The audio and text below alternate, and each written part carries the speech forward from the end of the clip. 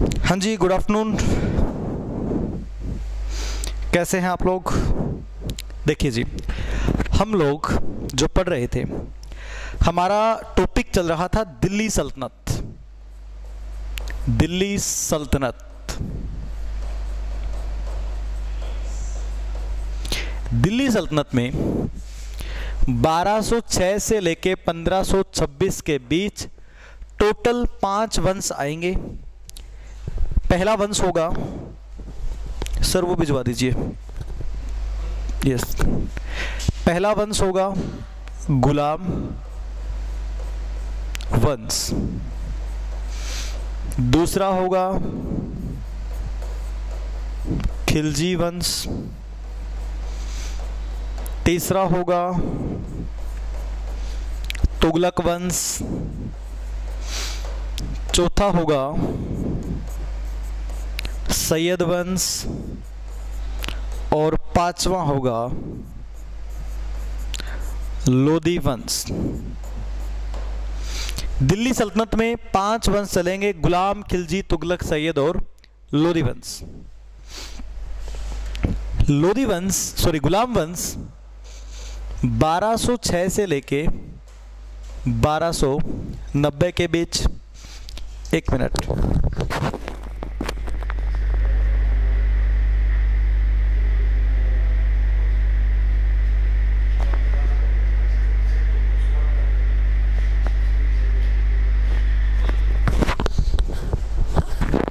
बारह सौ 6 से 1290। खिलजी वंश 1290 से लेके 1320। तुगलक वंश 1320 से लेके 1414। सैयद वंश 1414 से लेके 1451। लोधी वंश 1451 से लेके 1526। ये दिल्ली सल्तनत के 5 वंश होंगे, ठीक है। मैंने आपके बैच में दिल्ली सल्तनत का पहला वंश गुलाम वंश करवा दिया। मैंने आपके बैच में दूसरा वंश भी करवा दिया, खिलजी वंश। खिलजी वंश में हम पहले शासक जलालुद्दीन खिलजी को पढ़ चुके और दूसरे शासक अलाउद्दीन खिलजी को पढ़ चुके। अलाउद्दीन खिलजी के बाद का अब हमें देखना होगा। मेरी बात आपको समझ में आ गई ना? देखिए जी, अब हम पढ़ते हैं दिल्ली सल्तनत का ही दूसरा वंश खिलजी वंश का अगला शासक कौन बनेगा। देखिएगा, समझिएगा इसको। हम पढ़ रहे थे खिलजी वंश। खिलजी वंश हम पढ़ रहे थे। खिलजी वंश जो कि 1290 से लेके 1320 तक चलना है। खिलजी वंश में हमने देखना है पहला शासक जलालुद्दीन खिलजी। पहला शासक जलालुद्दीन खिलजी जो कि 1290 से लेके 1296 तक रहा था। दूसरा शासक अलाउद्दीन खिलजी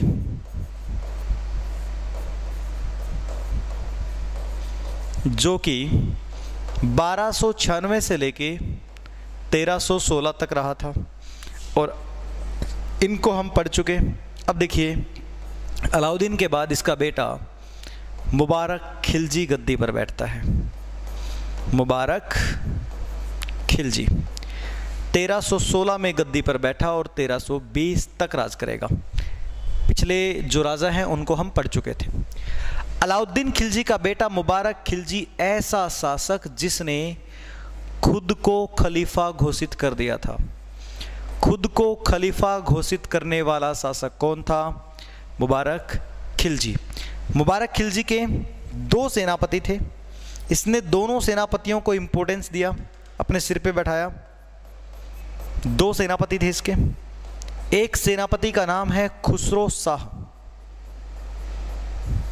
खुसरो शाह। और दूसरे सेनापति का नाम है गाजी मलिक।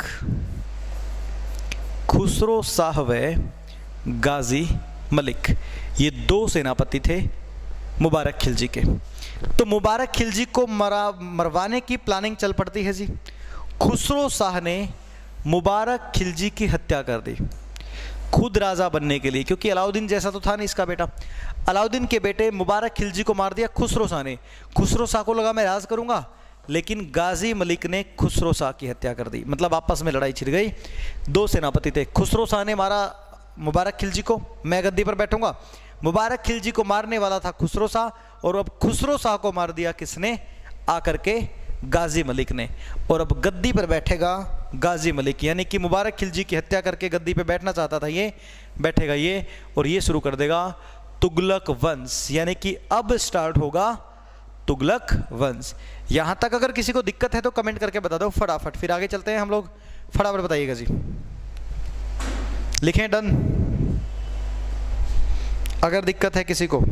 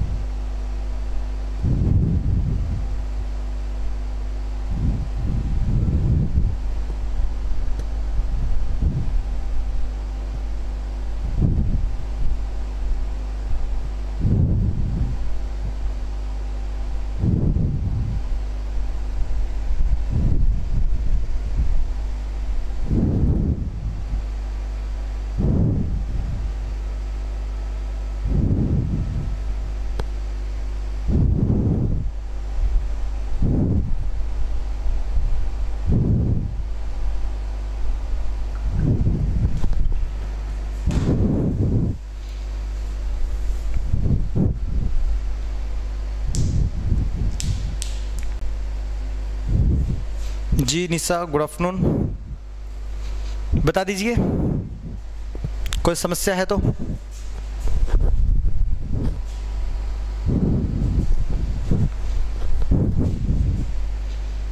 फिर चलते हैं आगे।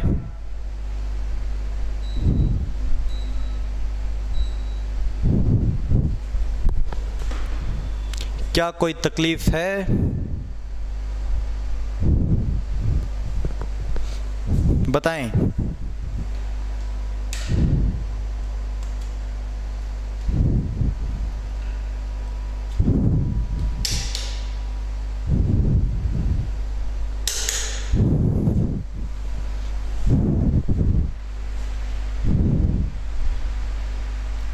चलिए जी,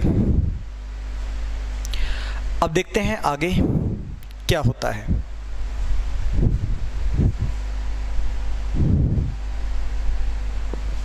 देखिए जी, अब शुरू होगा तुगलक वंश, दिल्ली सल्तनत का तीसरा वंश तुगलक वंश। 1320 से लेके 1414 तक चलेगा तुगलक वंश। 1320 से लेके 1414 तक तुगलक वंश चलना है जी। तुगलक वंश दिल्ली सल्तनत का चलने वाला सबसे लंबा वंश होगा, सबसे बड़ा वंश होगा, कार्यकाल सबसे बड़ा है इसका। तुगलक वंश की स्थापना, तुगलक वंश का संस्थापक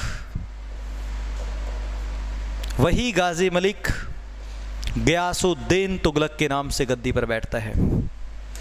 गयासुद्दीन तुगलक, गयासुद्दीन तुगलक के नाम से गद्दी पर बैठता है, जो कि 1320 से लेके 1325 तक राज करेगा। साफ नहीं दिखाई दे रहा क्या? एक मिनट रुको, फिर कैमरे की सेटिंग।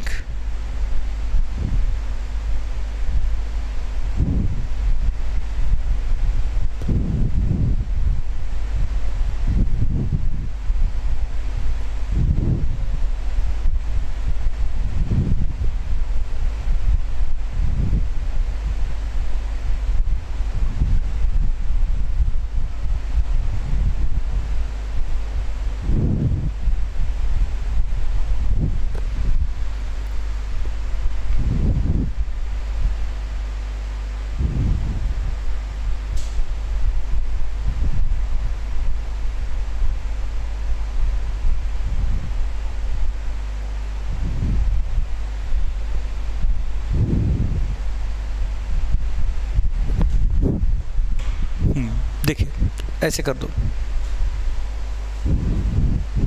देखिए जी, गयासुद्दीन तुगलक 1320 से लेकर 1325 तक राज करता है। गयासुद्दीन तुगलक ने गद्दी पे बैठते ही तुगलकाबाद शहर बसाया।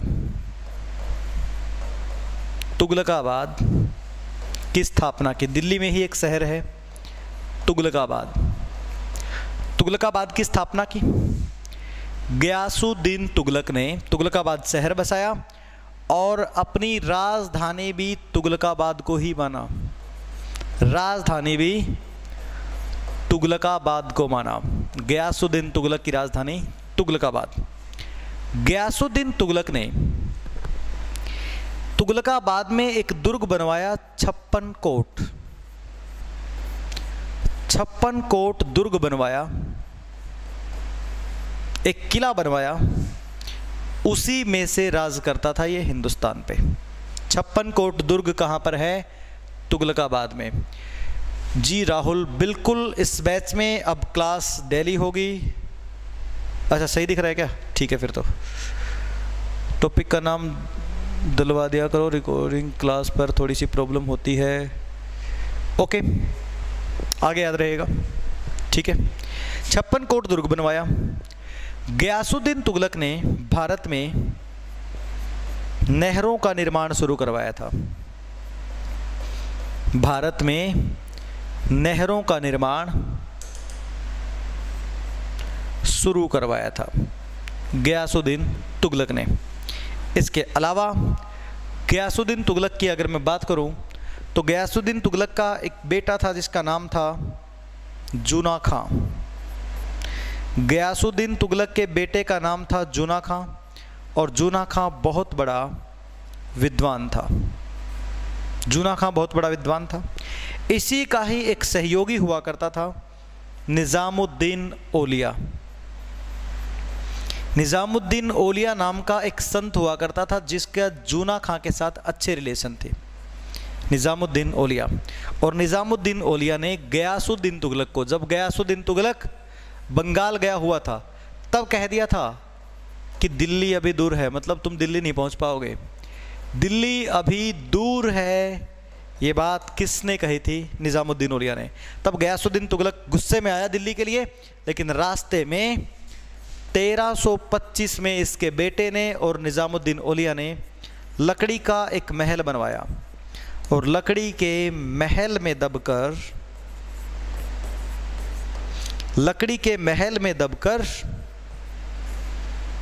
गयासुद्दीन तुगलक की मृत्यु हो गई। लकड़ी के महल में दबकर गयासुद्दीन तुगलक की डेथ हो जाती है। ये है जी गयासुद्दीन तुगलक। अगला बेटा इसका अगला शासक बनेगा इसका बेटा जूना खां। कीजिए नोट, गयासुद्दीन तुगलक की इंपॉर्टेंट बात, इसने भारत में नहरों का निर्माण शुरू करवाया।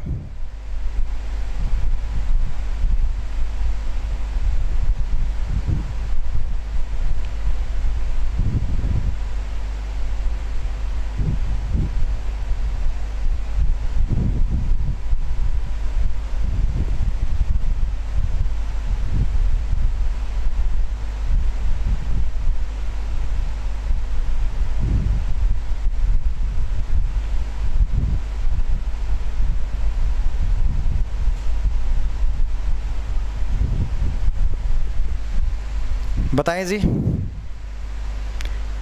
बाकी कुछ खास डिफरेंस फील नहीं होता इसमें? कैसे? मैं समझा नहीं राहुल, कहना क्या चाहते हैं आप?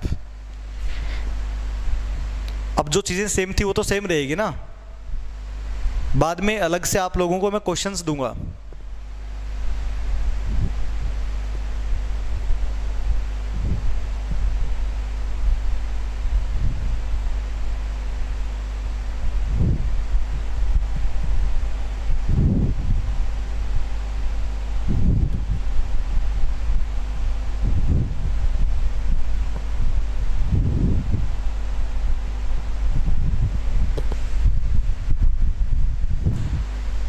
ठीक है, बहुत सारे टॉपिक क्वेश्चन के थ्रू निकलेंगे फिर। समझ गया राहुल? अब गयासुद्दीन तुगलक तो इसमें भी वही रहेगा, या मैं इसमें जी लगा दूँ इसके पीछे, सेम ही रहेगा स्पेशल में तो भी, ठीक है। बहुत सारी चीज़ें एक्स्ट्रा आप लोगों को एमसीक्यू के माध्यम से जब सिलेबस पूरा होगा तब करवाई जाएंगी, ठीक है। बता दिया आपको डिफरेंस, मेरी बात समझ भी गए होंगे आप, देखिएगा। ओके जी, नमस्ते ममता, नोट करो फटाफट और डन लिखो, फिर मैं आगे चलूँगा।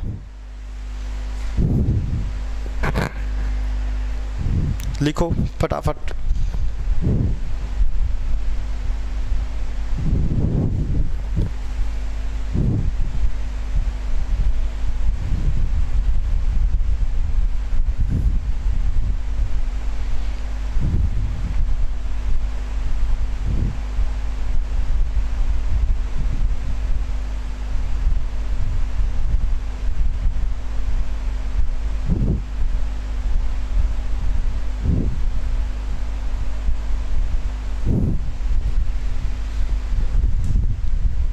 पीडीएफ राहुल में मैसेज कर दो मेरे पास, ठीक है।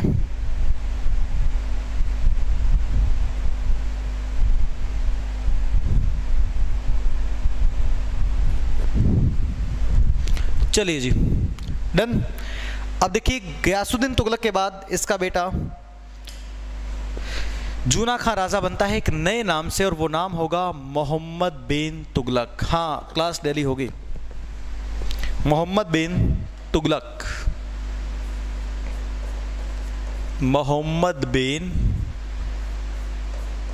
तुगलक।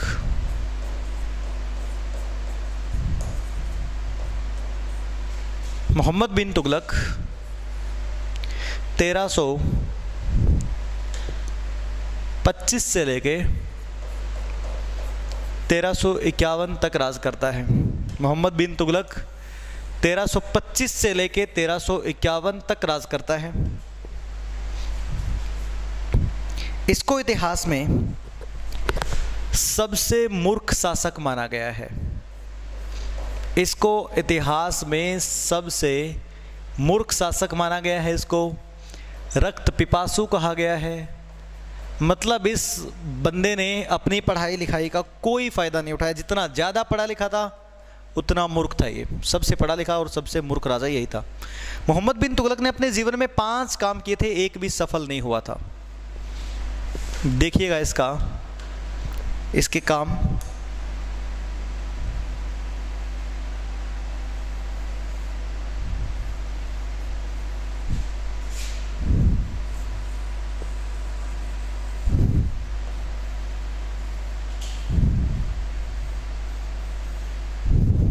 देखिए जी, मोहम्मद बिन तुगलक ने जो पहला काम किया, राजधानी दिल्ली से दौलताबाद ले गया। दिल्ली से ले गया दौलताबाद। इसने कहा राजधानी यहां दिल्ली में ठीक नहीं है, दौलताबाद में ठीक रहेगी, देवगिरी में। दिल्ली से ले गया दौलताबाद, हजारों लोगों को शिफ्ट किया, लाखों लोगों को शिफ्ट किया, पैसा बर्बाद हुआ। अब राजधानी दिल्ली से दौलताबाद ले गया कि साउथ को कंट्रोल करूं। दौलताबाद जाकर के समझ में आया महाराष्ट्र में, अब दिल्ली कैसे संभालूंगा।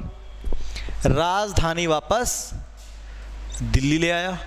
यह था इसका पहला काम। असफल हुआ, लॉस ही हुआ। दिल्ली से दौलताबाद, दौलताबाद से वापस दिल्ली लेके आना पड़ा। दूसरा काम, जो करेंसी होती थी चांदी के जो सिक्के होते थे बंद करवा दिए और उसकी जगह पे टोकन चलवा दिए। तांबे के, पीतल के टोकन शुरू कर दिए। लोगों ने बड़ी मात्रा में नकली टोकन छापने शुरू कर दिए। नकली टोकन छापने शुरू कर दिए। इतने मात्रा में छापे कि महंगाई बढ़ गई। तब जाकर के इसको अकल आई कि चांदी के सिक्के ठीक थे।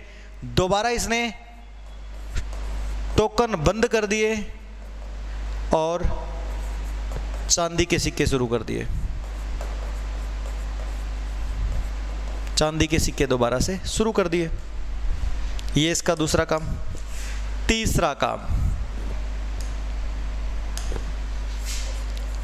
कराचिल नाम की एक जगह है मेघालय में, हिमालय में, कराचिल। कराचिल में सेना भेजी, सेना जंगलों में गायब हो गई, यहां भी लॉस। चौथा काम, सोचा कोई बात नहीं, इसने कहीं से खबर पढ़ ली कि मध्य एशिया में एक जगह है खुरासान, खुरासान में सोना बहुत है। इसने खुरासान का अभियान निकाला, खुरासान मध्य एशिया में सेना भेजी, 1 साल का वेतन एडवांस देकर।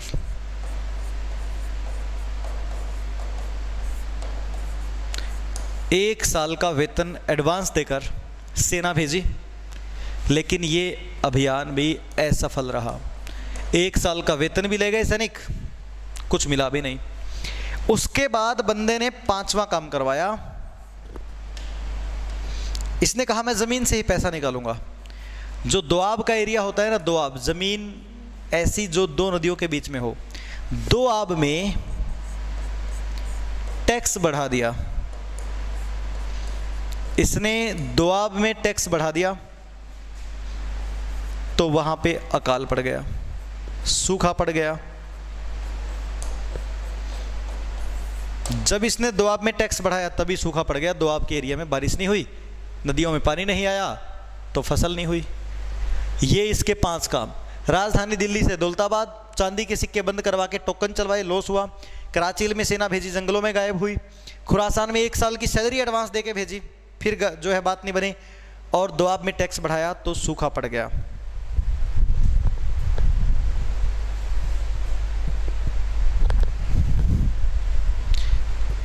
ऐप पर ही क्या दिक्कत है? व्हाट्सएप पे चली जाएगी तो क्या दिक्कत है भाई राहुल? बताओ क्या समस्या है, करो नोट।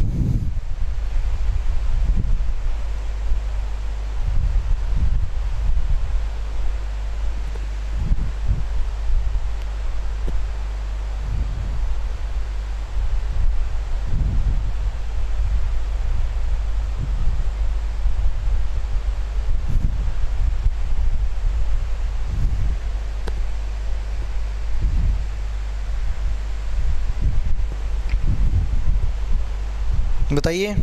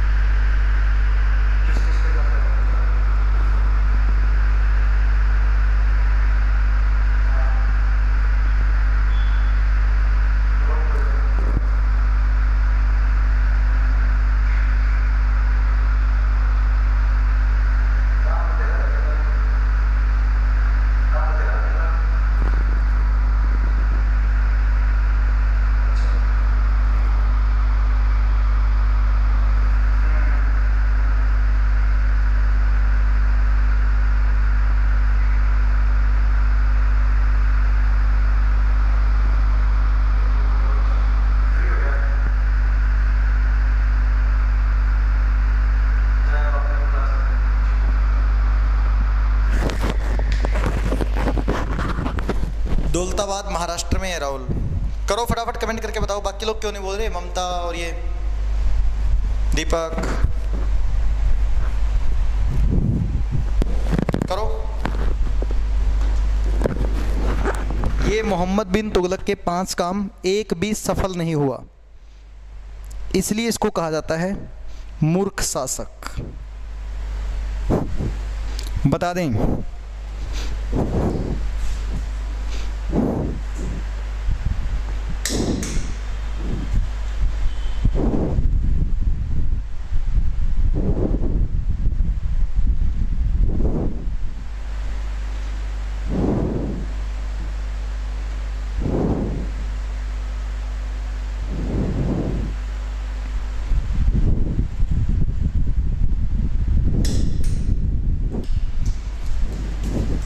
बाकी लोग भी लिखो भाई।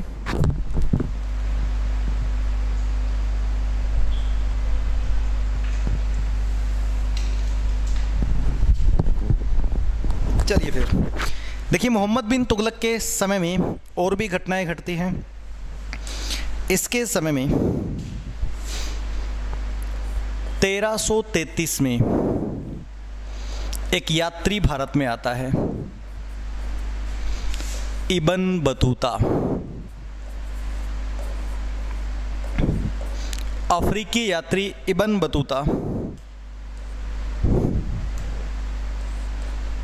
बतूता मोरक्को अफ्रीका से आया। तो अफ्रीकी यात्री इब्न बतूता भारत में आया 1333। किसके समय में? मोहम्मद बिन तुगलक के कार्यकाल में। मोहम्मद बिन तुगलक के कार्यकाल में इब्न बतूता भारत में आया था, अफ्रीकी यात्री, जिसने एक बुक लिखी थी रहला। रहला। अफ्रीकी यात्री इब्न बतूता मोहम्मद बिन तुगलक के समय में ही भारत में आया था। ठीक है, इसके बारे में भी पूछा जाता है। उसके बाद मोहम्मद बिन तुगलक के समय में एक घटना और घटती है, हम वो भी अब देखेंगे। फटाफट इसको नोट करके मुझे बता दें।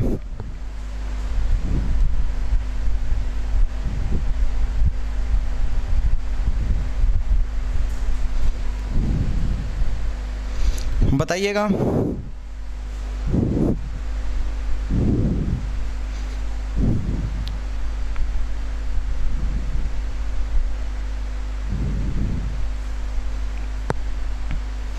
हाँ जी, आ गया समझ में? कोई दिक्कत? बताएं फटाफट।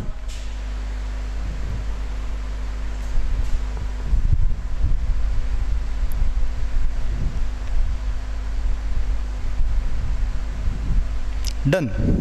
चलिए जी, आगे देखिए। मोहम्मद बिन तुगलक के समय में ही एक तो ये घटना घटती, देखो हमें इसके कार्य पढ़ने, उसके बाद ये वाली घटना। अब हम देखेंगे इसके समय में एक घटना और घटती है साउथ इंडिया में। मोहम्मद बिन तुगलक के समय में साउथ इंडिया में एक अलग साम्राज्य की स्थापना होती है 1336 में। 1336 में देखो, जब मोहम्मद बिन तुगलक का टाइम पीरियड चल रहा था, ये गद्दी पे कब बैठा था? 1325 में बैठा था और 51 तक रहेगा। इसी के समय में 1336 में विजयनगर साम्राज्य की स्थापना हुई थी साउथ इंडिया में। विजयनगर साम्राज्य, विजयनगर साम्राज्य की स्थापना हुई थी। इसकी स्थापना या फिर इसके संस्थापक थे दो भाई, हरिहर व बुक्का। हरिहर व बुक्का विजयनगर साम्राज्य के संस्थापक थे, जिनकी राजधानी थी हम्पी, जो कि वर्तमान में कर्नाटक में है। और ये हम्पी के अवशेष हमें तुंगभद्रा के किनारे मिले हैं, तुंगभद्रा नदी के किनारे। विजयनगर साम्राज्य की राजधानी हम्पी तुंगभद्रा नदी के किनारे पर स्थित है, कर्नाटक में। तुंगभद्रा नदी।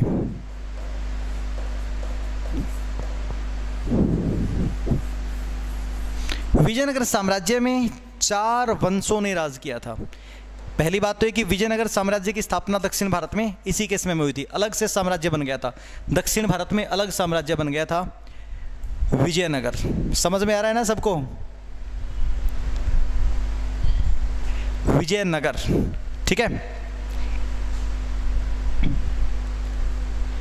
क्या हुआ?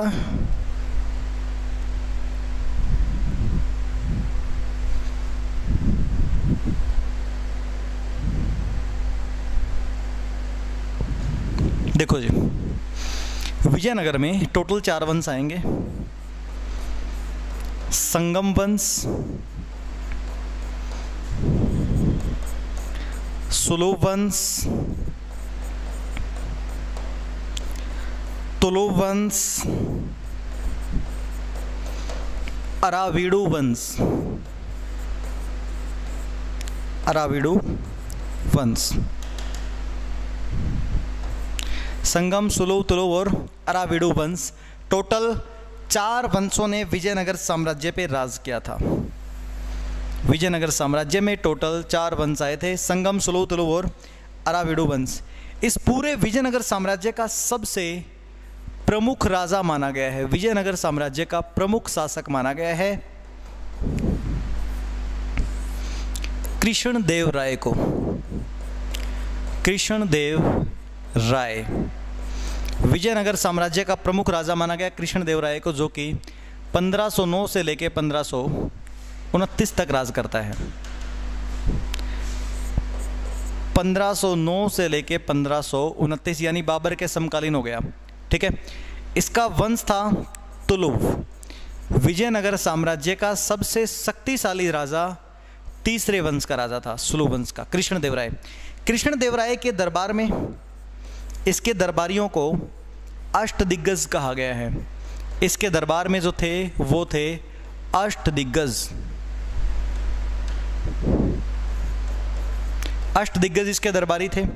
इसके अलावा कृष्णदेव राय ने एक रचना की थी, एक किताब लिखी थी, अमुक्ता माल्यद।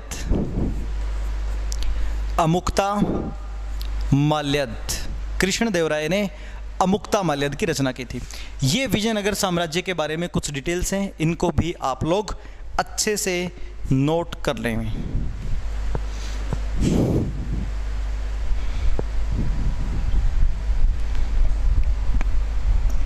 बताएं जी।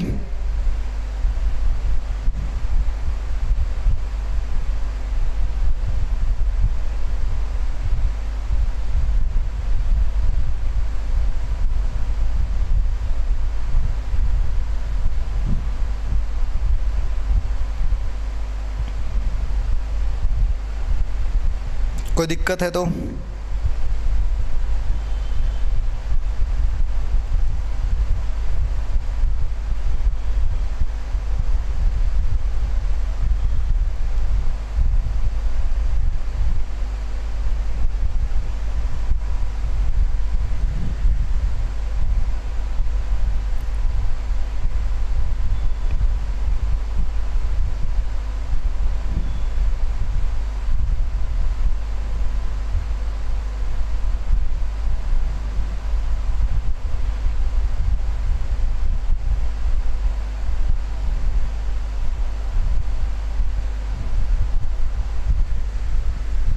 क्या किसी को तकलीफ है इसमें? सब बता दे में नहीं है ना दिक्कत?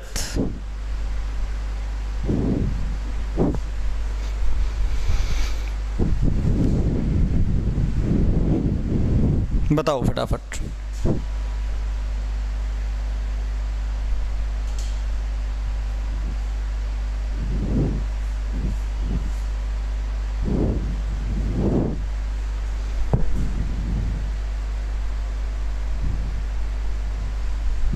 बताओ जी।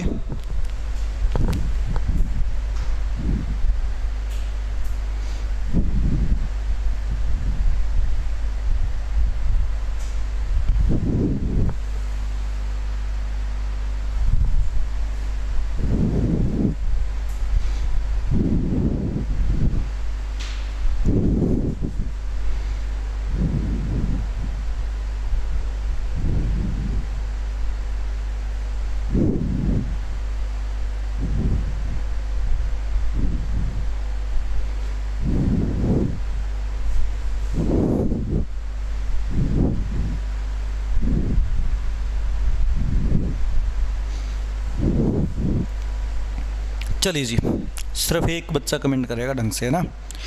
उसके बाद देखिए, मोहम्मद बिन तुगलक की 1351 में एक जगह है ठट्टा, ठट्टा में मृत्यु हो जाती है। ठट्टा जो है ये पाकिस्तान में है। मोहम्मद बिन तुगलक की मृत्यु हो जाती है 1351 में पाकिस्तान में ठट्टा नाम की जगह पे। इसकी मृत्यु पर किसी ने कहा, क्या कहा? राजा को प्रजा से व प्रजा को राजा से मुक्ति मिल गई। राजा को प्रजा से व प्रजा को राजा से मुक्ति मिल गई। ये बात किसके बारे में कही गई है? मोहम्मद बिन तुगलक के बारे में कही गई। मोहम्मद बिन तुगलक के बारे में ये बात कही गई, राजा को प्रजा से, प्रजा को राजा से मुक्ति मिल गई। और ये बात कहने वाले हैं प्रसिद्ध इतिहासकार बदायूनी। बदायूनी बहुत समय बाद आया था, ये था अकबर के कार्यकाल में, अकबर के समय में। बदायूनी किसके समय में था? अकबर के समय में था। उसने ये बात कही थी, राजा को अपनी प्रजा से, प्रजा को अपने राजा से मुक्ति मिल गई। ये बात किसके लिए कही गई है? मोहम्मद बिन तुगलक के लिए कही गई है। बताओ कमेंट करके, क्या किसी को तकलीफ है इसमें? बता दीजिए, कोई दिक्कत है तो। फिर हम पढ़ते हैं अगले शासक के बारे में।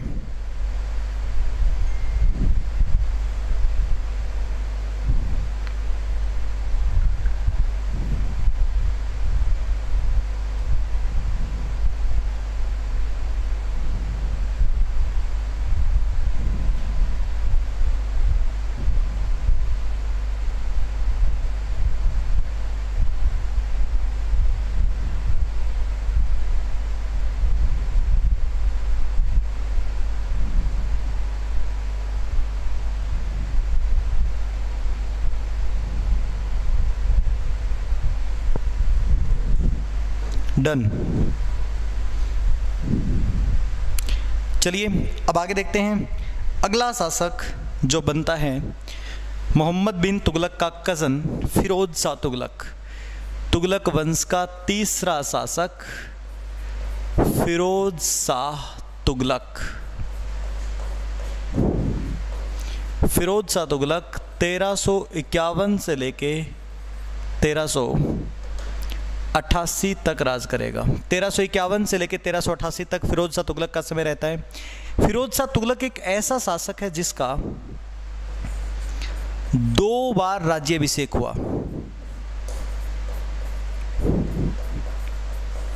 फिरोज शाह तुगलक का 2 बार राज्याभिषेक हुआ।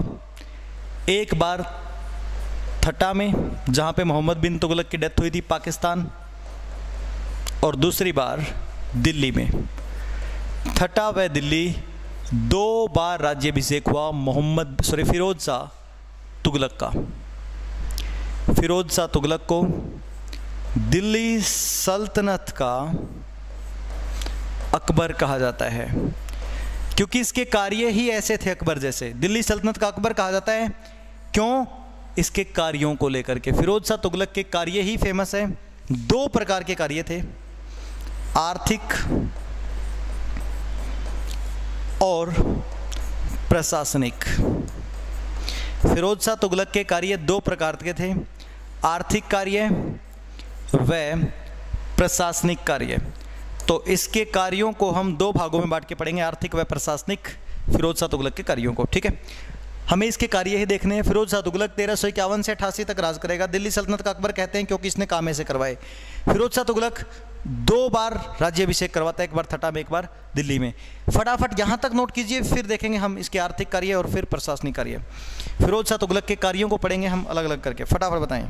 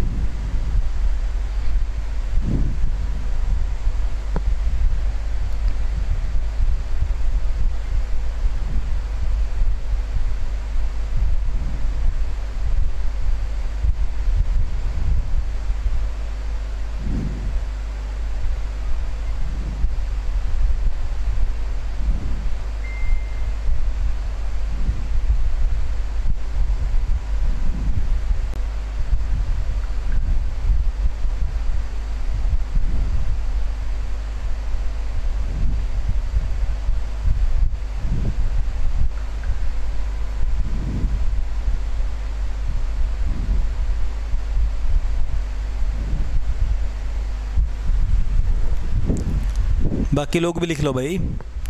चलिए अब देखिए फिरोज शाह तुगलक के आर्थिक कार्य।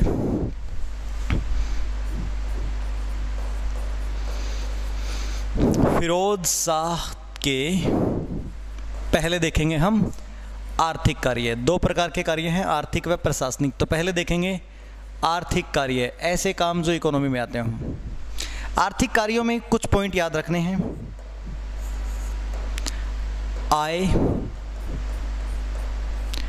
कर व सिक्के। आय, कर व सिक्के। आर्थिक कार्य आय, कर, सिक्के। आय, कर, सिक्के। आय मतलब पहली बार राष्ट्रीय आय का ब्यौरा दिया था इसने। पहली बार इसके समय में ही राष्ट्रीय आय का ब्यौरा दिया गया था। नेशनल इनकम पहली बार इसी ने निकाली थी। एक्चुअल में अभी जो नेशनल इनकम हम काउंट करते हैं वो दादा भाई नौरोजी की देन है, लेकिन नेशनल इनकम का ब्यौरा पहली बार बायोडाटा तैयार करके इसके समय में दिया गया था कि इतनी इनकम एक साल में इकट्ठी होती है, पहली बार। कर मतलब इसने 5 टैक्स लगवाए थे, ज़कात, खैराज, जजिया, खुम्स व हक ए सर्ब। फिरोज शाह तुगलक ने 5 टैक्स लगाए थे, ज़कात, खैराज, जजिया, खुम्स व हक ए सर्ब। ज़कात, खैराज, जजिया, खुम्स व हक ए सर्ब, ये 5 टैक्स थे फिरोज शाह तुगलक के समय के। ज़कात एक मुस्लिम टैक्स है। कैसा टैक्स है? मुस्लिम कर। खैराज जमीन पर लगने वाला कर। जजिया गैर मुस्लिम। खुम्स लूट के सामान पर लगने वाला टैक्स। और हक ए सर्ब सिंचाई पर लगने वाला टैक्स। ज़कात, खैराज, जजिया, खुम्स और हक ए सर्ब। बोलेंगे एक बार आप लोग जहां भी बैठे हैं, जैसे बैठे हैं। ज़कात, खैराज, जजिया, खुम्स और हक ए सर्ब। ज़कात मुस्लिम, खैराज ज़मीन पे, जजिया गैर मुस्लिम। इसके समय में पहली बार ब्राह्मणों पर भी लगा था। ब्राह्मणों पर जजिया कर किसने लगाया था? फिरोज शाह तुगलक ने। खुम्स लूट के सामान पे लगने वाला टैक्स। हक ए सर्ब सिंचाई पर लगने वाला टैक्स। उसके बाद सिक्के 2 प्रकार के थे। एक सिक्के का नाम था अधा और दूसरे का नाम था भिख। अधा व भिख नाम के 2 सिक्के जारी किए थे फिरोज शाह तुगलक ने। ठीक है, ये थे फिरोज शाह तुगलक के आर्थिक कार्य। आय, कर, सिक्के। आय मतलब राष्ट्रीय आय, कर मतलब 5, ज़कात, खैराज, जजिया, खुम्स और हक ए सर्ब, सिक्के मतलब 2, अधा और भिख। बताएं फटाफट, कोई दिक्कत अगर किसी को है तो।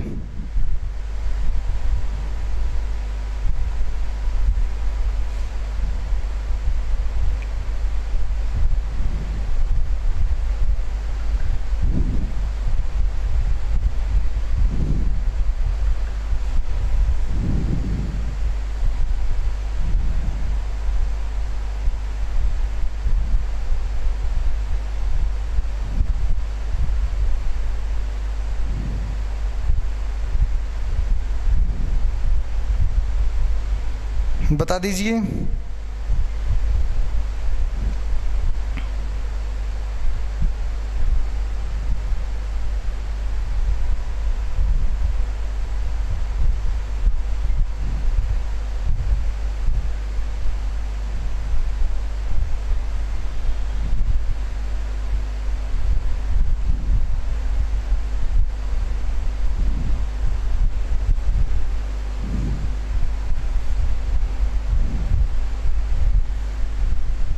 किसी को तकलीफ है क्या? क्या कोई प्रॉब्लम है? बताएं फटाफट। ये हमने फिरोज शाह तुगलक के आर्थिक कार्य पढ़ लिए हैं।